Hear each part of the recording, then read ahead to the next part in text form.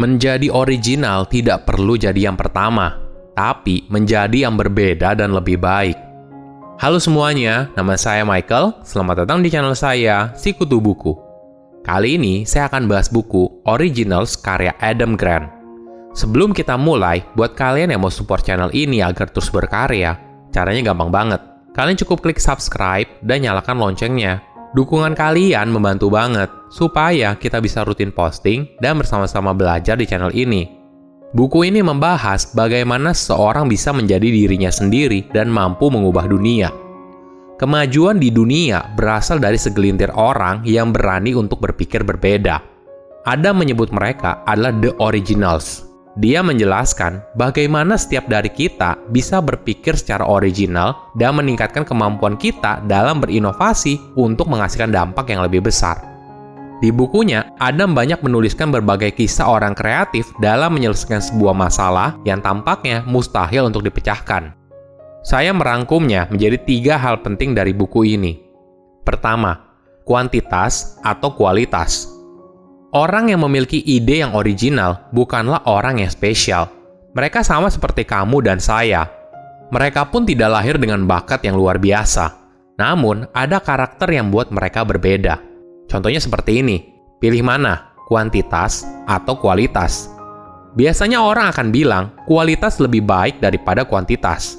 Namun, di banyak kasus soal penemuan ide brilian, sangat jarang seperti kisah penemuan Isaac Newton yang menemukan konsep gravitasi dari apel yang jatuh dari pohon dan mengenai kepalanya. Itulah sebabnya, ada menekankan kuantitas dan kualitas sama pentingnya. Hal ini juga didukung oleh riset dari psikolog Dan Simonton yang menekankan bahwa orang yang sangat kreatif bukan tipe orang yang punya ide lebih baik. Namun, mereka menghasilkan ide lebih banyak daripada mayoritas pada umumnya. Jumlah ide yang banyak menghasilkan probabilitas lebih tinggi untuk menghasilkan beberapa karya yang brilian. Ada memberikan contoh kisah Pablo Picasso. Picasso merupakan seniman terkenal atas beberapa karyanya yang mendunia. Namun, tidak banyak yang tahu kalau hasil karya Picasso termasuk 2.800 keramik, 1.800 lukisan, 1.200 pahatan, dan lebih dari 12.000 gambar. Jumlah kuantitas yang sangat banyak ini menghasilkan beberapa karya Picasso yang mendunia. Menariknya, para jenius tidak tahu karya mereka mana yang bisa mendunia. Sebagai contoh, Beethoven tidak setuju dengan para ahli musik sebanyak 33% setiap kali mereka menentukan mana hasil karya Beethoven yang terbaik atau terburuk. Oleh karena itu, jika kita fokus pada sedikit ide yang berkualitas, maka kemungkinan gagal kita akan semakin besar. Lebih baik kita menghasilkan sebanyak mungkin karya yang inovatif, dan dampaknya hal tersebut akan meningkatkan probabilitas kesuksesanmu.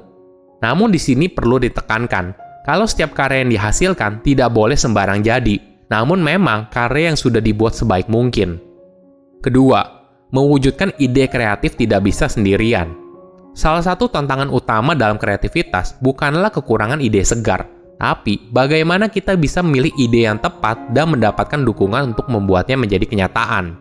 Oleh karena itu, kamu tidak bisa sendiri, kamu butuh koalisi. Adam menjelaskan ada 2 tipe koalisi yang bisa kamu lakukan.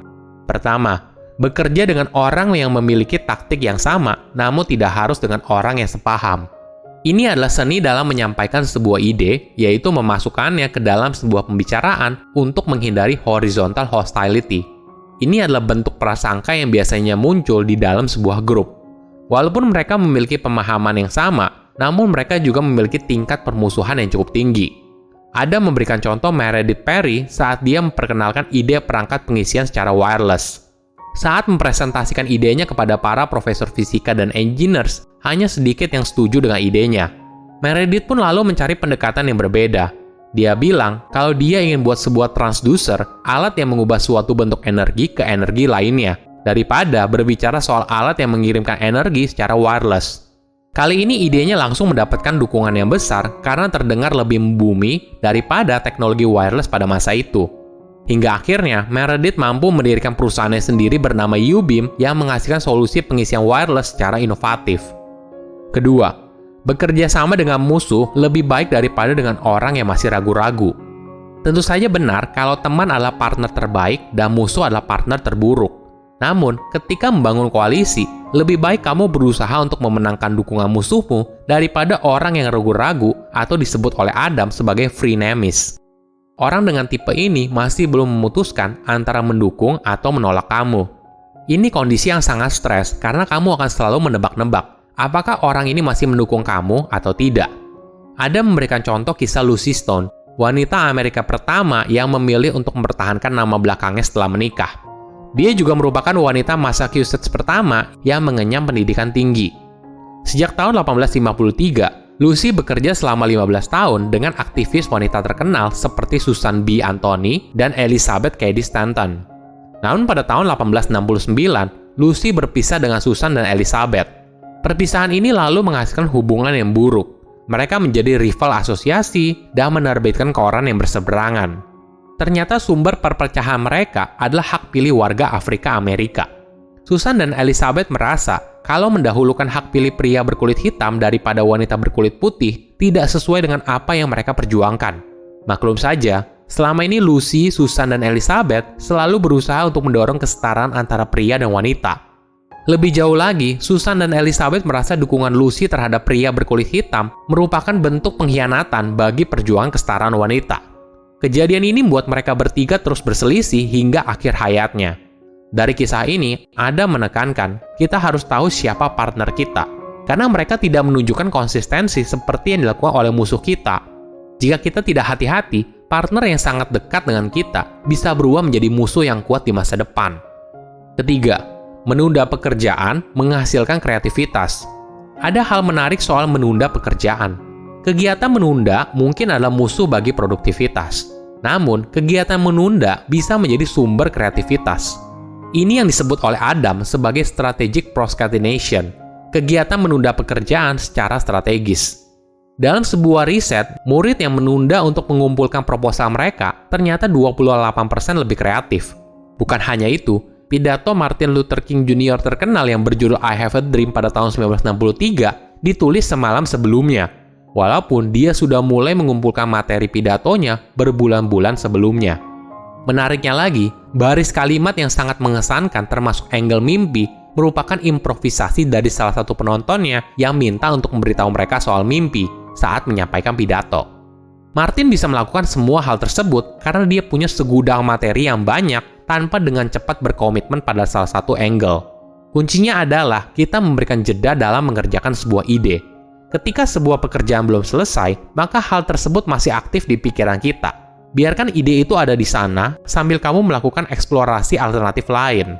Dengan hal ini, kamu tidak akan terlalu cepat memutuskan pada ide tertentu dan memberikan ruang kepada ide alternatif lain untuk muncul. Adam menjelaskan apa yang dilakukan oleh Martin sebagai contoh dari Zeigarnik Effect yang dicetuskan oleh psikolog Rusia dengan nama yang sama. Zeigarnik Effect berhubungan dengan pikiran kita yang terbuka pada ide baru setelah menyelesaikan sebuah tugas atau malah menyerah pada tugas tersebut. Para originals dunia menggunakan strategi menunda pekerjaan untuk menghasilkan karya yang hebat. Contohnya seperti ini. Tidak banyak yang tahu kalau Leonardo da Vinci merupakan penunda pekerjaan yang luar biasa. Dia mulai melukis Mona Lisa pada tahun 1503, tapi kemudian fokus pada pekerjaan lain. Leonardo tidak menyelesaikan Mona Lisa hingga 16 tahun kemudian. Beberapa orang menganggap hal ini sebagai keberuntungan. Namun di sisi lain, sejarawan William Pennebaker berpikir sebaliknya.